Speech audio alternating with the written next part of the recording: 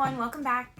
It's me, Miss Foster, and today we are going to be making a positive and negative space collage. So today we're going to be using two different pieces of paper. One of those pieces of paper we are going to completely cover with a pattern or design of your choice.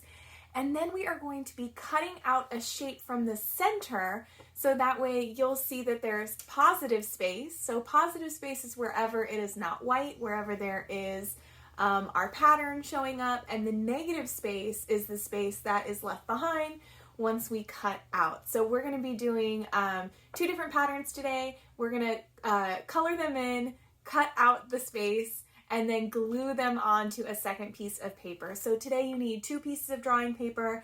You're going to need a pencil, some coloring materials. I'm going to be using crayons and markers. You will need some scissors and a glue stick. So go ahead and grab your materials and let's get started.